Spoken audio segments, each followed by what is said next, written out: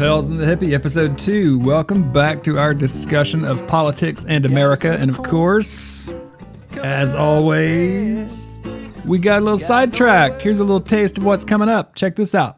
Go ahead, Hells. Tell me I can't have it both ways. That's one of your trademarks. Tell me. Well, you really can have it both ways, River. It's like I think that's one of the problems. To be honest, it borderlines on a level of hypocrisy that to me is unacceptable. Most people are intimidated when you say that to them, aren't they? I think that's their honestly, I think that's their problem, not mine. And then we talked about this. I mean, I do see that, but you're talking about the individual. I mean, I think the question is it even possible for us to forget the Supreme Court and forget the federal government? Is it even possible for the individual to have a voice, like a true voice, in the system the way it is? I think that's maybe what I'm kind of, we're going to blame Dave and Buster's. We will blame Dave and Buster's for sure. And as a bonus, Hells offers some parenting advice. You have to do the stuff. Stop looking around blaming everybody else for you being a shit parent. Just raise the damn kid. But most importantly, we continue our discussion on politics in America and some ideas about how this great country that we both love could be a little bit better. Hells and the Hippie. Episode 2, welcome back. All right, so I brought it up at the end of the last episode. I said I think the focus should be on aggressive capitalism, not necessarily elected politics. And you said that was cute. So you disagree. Yeah. You disagree, obviously. Let's talk about it. Yeah, I disagree from the standpoint that the only voice that the American people really have are through the politicians and through the people we elect. The American people don't have a vote on a board for a corporation. We don't have the ability to choose, what Kraft Heinz is going to do or what Procter and Gamble is going to do. It's like we really don't. So, and maybe, maybe it's not so much that the politicians are, and I don't know what word I used last time, but maybe it's more of just the system that they're forced to play in. I'm with you. So politicians, we only vote. You were kind of critical of people for voting for, I think you said the same people over and over, the same morons who go and do a bad job, which, but we can only vote for those who have been anointed by aggressive capitalism, is what I think. It's like how could we get a good candidate on a ballot somewhere for a major ticket or even a minor one who doesn't have, the money to run? That's what I'm getting at. And I can't disagree with that. It's one of those things that what you're saying, it's like it opens up this entire universe of thought to where it's like, yes, it's like, we're given certain candidates to vote for, and the system is not all that advantageous for people outside of the shell, outside of the system, to run and be successful. And then once you're within the system, then you have to maintain a certain status quo in order to stay. It's like once you're elected in, your job for the most part should be to govern, when in reality the mission at that point is just to get reelected. Yes, right. So how do we change it? That's like the thing that I get hung up on sometimes. And there's times when I just don't vote because I get this kind of I'm sure that probably makes you angry. Most people who I know definitely say you should always vote no matter what, because it's your one chance to do it, And sometimes I got to admit, I don't vote because I just feel as if both sides of the people running are kind of not people I'd like to vote for. So maybe that's wrong of me. I don't know. Do you vote always, or do you sometimes abstain?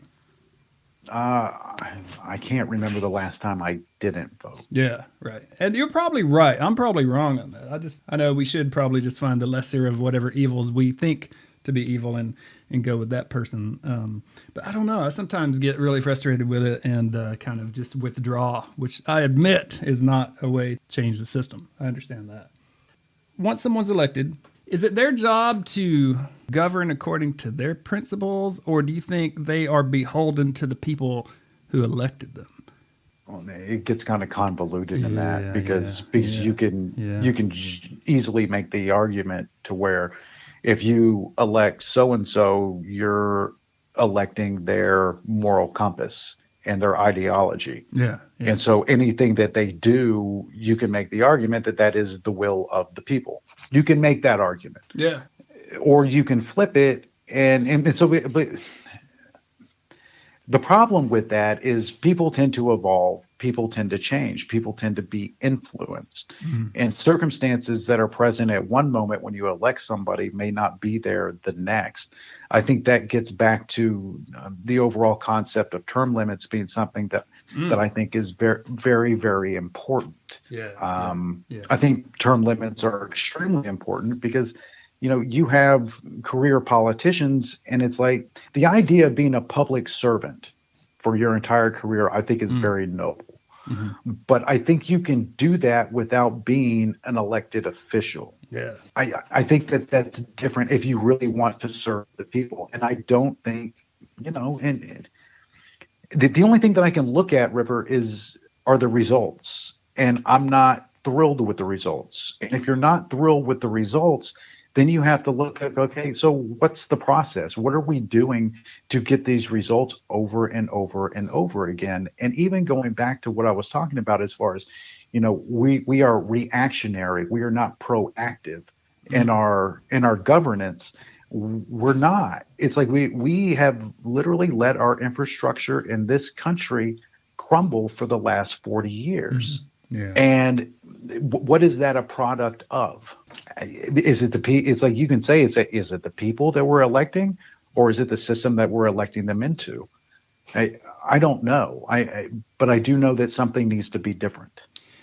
Agreed. I think there's a lot to that latter part of it because people are elected often, I really believe, with the best of intentions, and they have plans to do this and do that, right? Remember when Obama was elected the first time? He ran on the idea of change. And I think it's very possible that he and other politicians get in there and, like you said, they get absorbed in the system, and then they just kind of realize, okay, well, this isn't going to happen. So, and that's an argument for having not many term limits for Congress people and senators, because the idea is you have to get into that system and you have to make connections and you have to know how things work and you have to know all the silly little people, all the aides who wield the real power. You have to know which aides are the ones that are the most important. And it might take several terms, to really be able to get inside that system and change it from the inside. And I understand that, but it just turns me off. It makes me want to just disengage totally, frankly. Yeah. Well, it's like disengaging for me is not necessarily an option. Yeah, that's true. That's true. For me, it's not. I still make phone calls to my congressmen and senators. I still do that. I still, make the calls. I still do those types of things that if nothing else in the moment makes me feel like, okay, at least I'm trying to do something. And knowing how the system works, they're not going to do anything until their polling changes. They're not going to do anything to change the course of their term or anything along those lines until the polls change. The court of public opinion is everything when it comes down to it. That's when you start seeing pivots and ideology. Is when the voice of the people gets loud enough to where they're like, oh, if this gets any worse, I have to worry about this district or that district, and then I have to change my tone in some capacity in order to win these votes back. But these votes over here really, really don't matter. So I'm going to make sure that my policy and my talking points are directly to these people. Yeah, and while that turns me off, and the fact that they may be all primarily concerned with reelection, part of me rebels to that. But I see your point too. You're saying, well, then you have to kind of, as a voter, as a constituent, you have to manipulate that, so to speak, right? You want to have your voice heard. So they're having this weird hell's person calling, once a week about this issue about animals or whatever the case is. And you're saying get on their radar so they at least think maybe the polls are changing. I can see that. That makes sense to me. It's basic marketing if you really think about it. It's Yeah, like how many sure. times do you have to deliver a message before it begins to resonate? That's the question. Advertising and marketing is like how many touches, how many exposures do you have to have on a certain topic or subject or whatever it is before it starts resonating to where they have a click or an aha moment. these are the types of things that as citizens, we kind of have to do a little bit. What we can't Yeah. do Yeah. is get stuck in this, and I won't say woe is me, but or it's helpless, I'm hopeless, and all this kind of stuff. Mm. We can't get because that's what they count on. They Yep. count on the volume being turned up on them once every 2.5 years.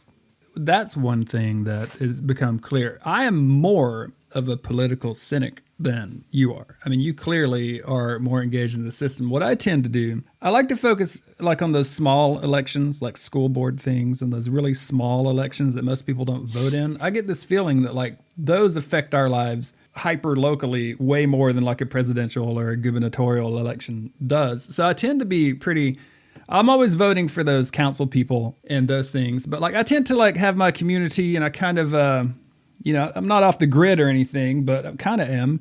And we kind of do our little hyper local thing. But I do understand your point of view where that seems a little bit like you're disengaging from the broader system, which isn't going to let your voice be heard at all. And even if things are good for us in our little local hyper community, which you definitely classify as hippies, even if that's great for us, what does that do for my fellow man across the country? It does nothing. So I understand. I get it. I get that. No, and look, and to be fair, I understand what you're saying because it's like, you, I think if like a very basic analogy, if everybody just took care of their yard, if everybody just took care of their yard, Yeah. then Yeah. we would have a wonderful looking city It would look and beautiful. town and country. Yeah. It kind Yeah. of it pushes out. So everybody just take care of your yard, take care of your little universe, and then everything will take care of itself. Unfortunately, to me, you can have an incredible city council, but if you don't have a voice within your state, that Mm. doesn't matter. Mm. And if you don't have a voice within your state, then how can you have a voice within the federal government? And then all of these things ultimately feed all the way back to where, okay, so if you don't have a voice in that, now you don't have a voice in the Supreme Court. I mean, I do see that, but you're talking about the individual. I mean, I think the question is it even possible for us to forget the Supreme Court and forget the federal government? Is it even possible for the individual to have a voice, like a true voice in the system the way it is? I think that's maybe what I'm kind of, I don't want to say conflicted, but maybe what I don't believe. Like, here's a question for you. So you call your Congress people and you do that. And you said you have to do those things until you get through, and then you also said that you like to see results from things basically. So that's my question. Have you seen results from your personal efforts of calling these Congress people, or are they even calling you back? Are they blowing smoke? Or do you think that's having any kind of a measurable effect? Um, is it having a measurable effect? It's like I doubt it. I part of me doing it is for my own peace of mind. Oh, I'm all for that. I mean, So yeah, so sure. part of me is doing that. The other part of me is saying it's like the other part of me is I can't be the only one who feels this way. No, So if no, I make that's the right. call and randomly somebody that I don't know in whatever universe makes the similar call or sends a similar email or something along those lines, then it's like, okay, there is a changing of tone. And as long as the individual is not tone deaf, they start contemplating those talking points. They start contemplating those, whatever those hot point buttons are. So, Yeah, but that's yeah. the only way that you get any type of a real change. Well, I take that back. That's one of the ways to get change. The other way Yeah. to get Okay. change, and you were kind of walking there a little bit, is like, do you really think that your voice counts or anything like that? It's like kind of sort of maybe. Um, at the same time, I don't necessarily believe that all individuals are meant to be equal within the system. So, oh, that's interesting. So wait, so you don't think all individuals are meant to be equal within the system? What do you mean? What do you mean by that? I think there's this romantic idea that we are all created equal. Now, as individuals, are we all created equal in theory? Yes. We all have a heart. We all have livers and organs and Yeah, and human you rights. know, That's right. We all. all that kind of good stuff. Um, but do we all have the same voice? Do we all have the same amount of influence? No, that's no way. That's Right. 100% no. That's right. So that's where it becomes. It's like, so me, I can have these thoughts, this ideology that I believe they could be amazing for the country or amazing for the world or whatever it may be. And then, somebody who just has more chips than I do and more Mm-hmm, influence, and mm-hmm, mm-hmm, mm-hmm. it's like they have the ability to sway more. If nothing else, by the power of money, they can go ahead and do that. That's They can absolutely drown my voice out with cash. That's my point originally. That's the problem. Aggressive capitalism and its effect on the political structure is the problem. I don't think Americans are morons for voting for the same people. I think the system has only presented the same people over and over for decades. That's what I think is wrong.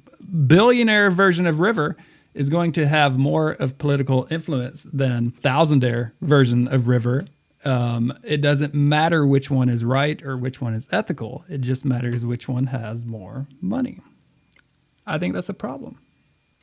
Okay, so it's a problem. I'll Now take what? I'll take that.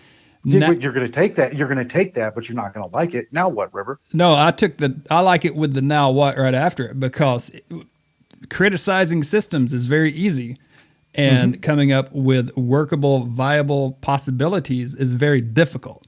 I can't answer that right now on the spot, right? Because I'm not a Thomas Jefferson level genius, right? But I recognize we need to move toward that. So that's the place to move forward. That's it. I don't know what. Do we try to change capitalism as it is? I don't necessarily think that's possible, even if it was a good thing. But is it more regulation? Could we try to pressure our politicians and the powers that be to put limits on certain contribution limits and stuff like that? I don't know. I mean, I could spout off some BS. I'm real good at that, but I just say we need to work towards something different that isn't so heavily influenced by capital. That's all I'm saying. I don't know the answer beyond that, but I think that's a good place to focus our creativity and our intellect, is solving that problem. Yeah, it's like I think it's not as profound as what you're making it. I think term limits answer a lot. Mm-hmm. Yeah, it could be.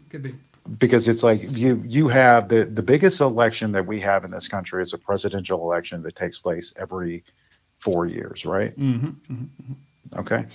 But we have congressmen and senators that had the ability to cancel the president, completely cancel them out. Yeah, that's true. That have no term limits. Right. So you can have a grouping of individuals, whether it be a party or a subsect of a party, that are like, we are going to be the party of no matter who is elected. That is directly violating the will of the American people, because these congressmen and senators, they're not elected by all of the American people. They're elected by a certain geography of American people. Yeah, right. And I think right. it also, and so that starts getting back into, an argument that I've had for a very long time. It's like, we are not a true democracy. Well, that's true. We are not a country that, that one man, one vote is a real thing. No, we never have been. I mean, it's always been representational. Yeah, that's there's no doubt about that. Anybody? So I think when you start talking about the will of the people, yeah, are they acting in the will of the people? The system is not set up the system was never set up to act for the will of the people. Because and I'll explain it very, very simply. It's like, I live in California, and before that I lived in Texas. Okay, so I've lived in two very large states that have a lot of electoral votes, right? Yep. But when it comes to senatorial representation in the Senate, two people. Two people. The same two people that would be for Rhode Island. The same two people that would be in North and South Dakota. Yep, that's right. And we're talking about the population in, like, let's say a Houston or a Los Angeles is more than those states combined. Yeah, no So doubt. when you have, and then you go back to the Senate and how policy and governance is actually done, you have to have a majority and sometimes a super majority, Yeah, yeah, to where now you, in some situations, in some cases, you have the minority ruling over the majority, which yep, is yep. a direct slap in the face of to me what a democracy is. And it's so Yeah, when yeah, we yeah. stand up and talk about, a democracy and freedom and all that, we've created a system that is, well, and granted, it is the best system that exists. It is not a system that allows for the American voice to be heard. Agreed. Yeah, no doubt about that. The two senator thing per state, and I understand, people say it's countered by the House, et cetera, et cetera. But there's no question which chamber is more powerful, right? There's no Mhm. question which, the House or the Senate. There's no question which one wields the most pure just power, and it's the Senate. And you're exactly right. Two people to represent Texas or California, or frankly, even Rhode Island. I mean, it's just I'm with you on that. And maybe we could start with, what do you think? 12-year term limits, two senatorial terms, and like then you got to do something else. I'm with you. Like 40 years in the Senate, 45 years and whatever. It's just I'm with you. I don't like it. No, I don't like it, and it's like things change, ideologies change, Yeah, and yeah. it's like some of these people, and it's like we saw it with the when they had Zuckerberg up there, at the, I don't know, it was the House or it Oh was the yeah, Senate the where that committee. was, and Yeah, it's like half of these cats, they have no idea how to even boot their computers in the morning. he was having They to do, explain to them like just basics of things. I remember that. Yeah, and so that to me is yeah, embarrassing. It's like yeah, yeah, yeah. it's like, so I'm a huge sports fan, right? Mm-hmm. If I heard my a general manager of my sports franchise, confusing Yeah, a kicker with a cornerback, I would be yeah, like, okay, we need somebody else, like, right now. Like, this person needs to be fired today. yeah. And It should not even be a question it's that this person unthinkable. should be Yeah. fired. It's unthinkable that would happen in the first place, because the system that's set up among those sports franchises, that would never happen. The system precludes it, but not so with, the Senate Intelligence Committee or this or that committee, things. Yeah. Yeah. I hear you. I hear you. So, So it goes back to, it's like, we talk about fixing the problem. It's like, how about we just get back to the basics and do one man, one vote? How about we do away with the electoral college? oh, yeah. How Yeah. about, Oh, yeah. how about we actually let the will of the people be what governs the country?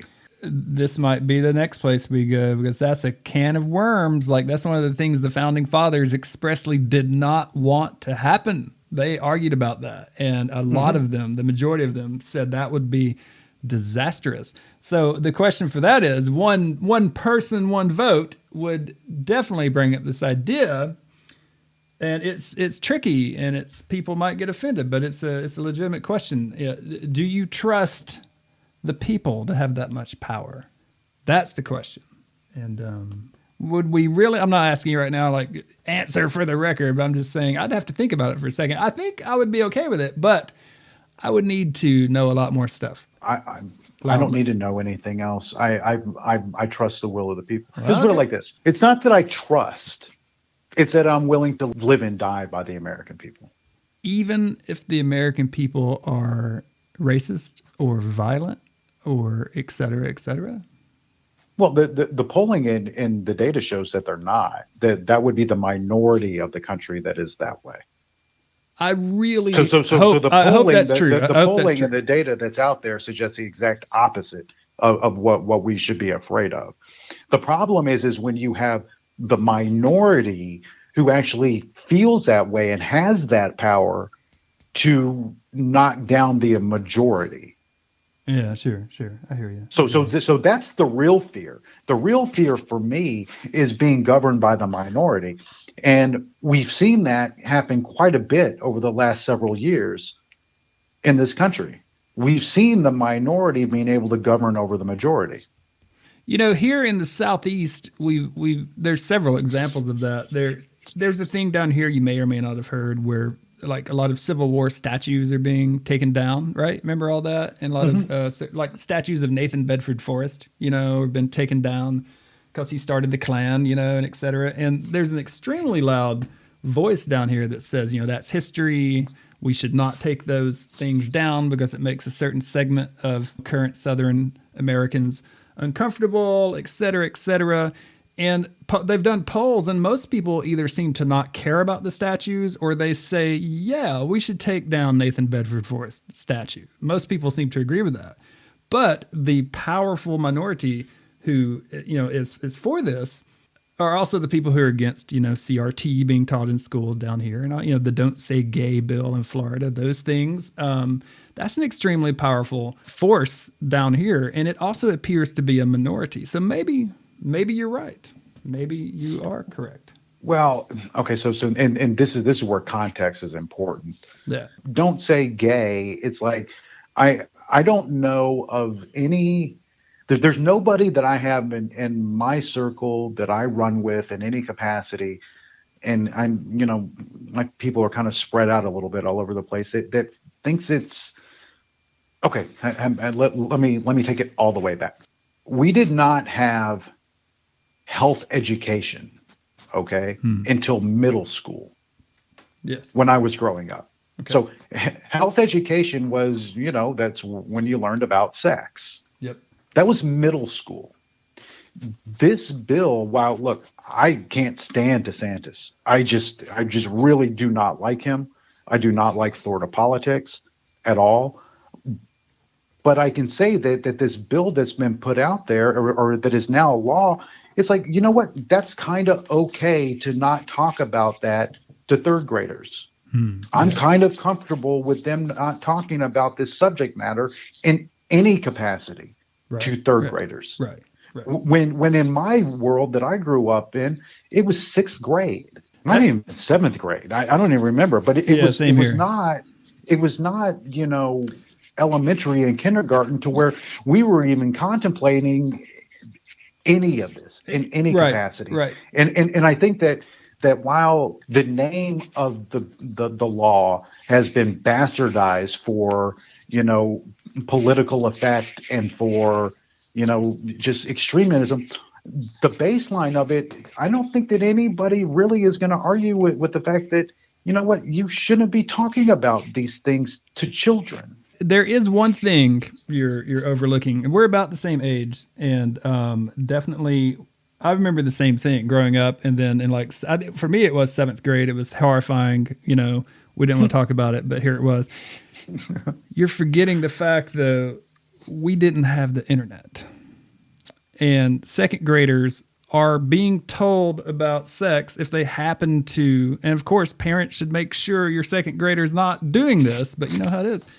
Sometimes the internet is teaching fourth and fifth graders all kinds of stuff. And you do have to admit that's at least something to consider. I think I agree with you, but I also am open to the fact that, think back when you were 11, 12, 13, and if you had the full range of internet porn available to you, I think that would make it harder to be a 13-year-old, in my opinion.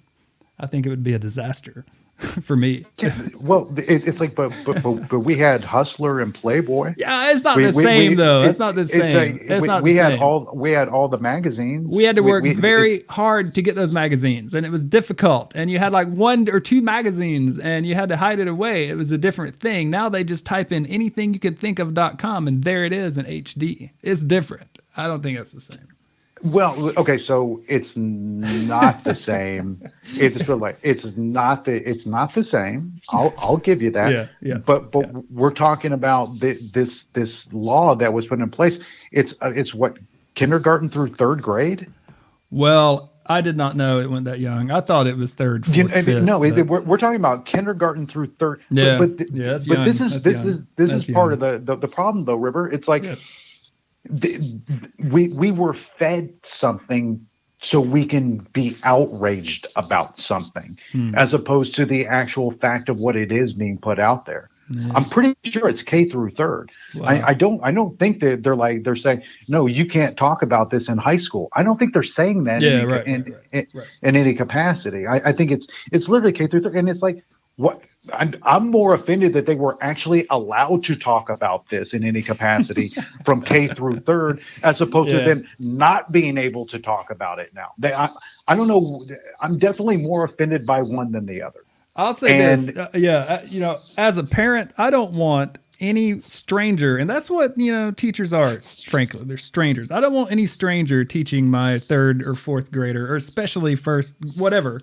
I don't want any stranger teaching my kid about sex. I mean, that's the job of the parent, right? So anybody who's out there, Sure. if you're a parent, get on top of this, because if you don't tell your kids about this stuff, the internet will. And you have to be on top of those things. But that is true. I mean, the internet is a pervasive and wonderful and terrible thing that we did not have as early teenagers back in those days. And I think we're better off not having it. I think we had a better situation than 12 and 13 and 14-year-old boys and girls do now. It's got to be psychologically devastating for some people. It just has to be. But what do we do about it? What do we do? I don't know. Well, I don't know. See, I don't have kids, and so whenever I talk on this subject, I get all the idiots that I know that do have kids be like, "Well, you don't understand. You don't have kids. You don't understand. You don't understand." It's like, you know what? Yeah. That's fine. It's different. But I will say to all of them, if you're going to have the kid, raise the damn kid. Yeah, that's right. That's right. Otherwise, don't have the damn kid 100. if you're not going to raise the damn kid. That's right. Oh, I don't have time. You don't understand what it is. Turn off all your interwebs and all your devices. Yep. You got to make turn time. Turn off. Oh, well, you don't understand that. That's how they babysit. It's like, you're just a shit fucking parent. It's like if the only thing you want to do is complain about how hard it is and I need them to. You're just a shit parent. I'm sorry. It's like I'm not going to sit here and try to apologize for these people that are over. You had the damn kid. That's right. That's right. You had the damn kid. You have to do raise the damn kid. That's right. You have to do the stuff. Stop looking around blaming everybody else for you being a shit parent. Just raise the damn kid. I'm with you. I'm with you. I am not in that camp that says, okay, Hells, you don't have kids, therefore you have no opinion that's going to be valid about kids. I don't think that at all.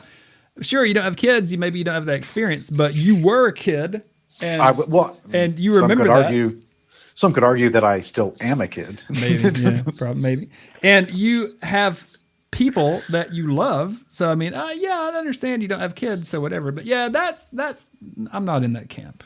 I have it's bizarre. It's like but I think it goes back to River overall. The concept of personal responsibility when it comes to this is like everybody wants a scapegoat. Yeah. Everybody wants to blame something. So we're going to blame the internet. Yeah. We're going to blame the media. We're going to blame the politicians. We're going to blame corporate America. We're going to blame the cabal.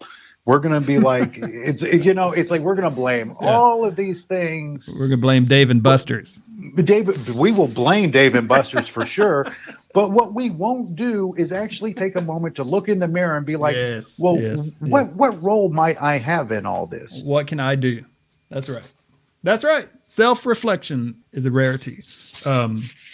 All right, listen, guys, thanks for listening to episode 2. We're both worked up. We're going to be back with episode 3 really soon.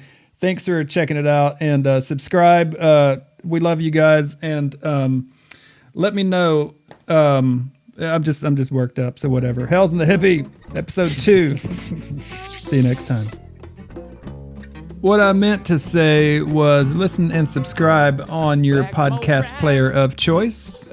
We are on Spotify, Apple Podcasts, Anchor FM, and coming to more places weekly. All opinions you hear on any episode of this show only belong to Hells Bells and the Great River. As always, friends out there, we both appreciate you listening. Hells and the Hippie. Sometimes I like rainbow multicolors, sometimes I like gray.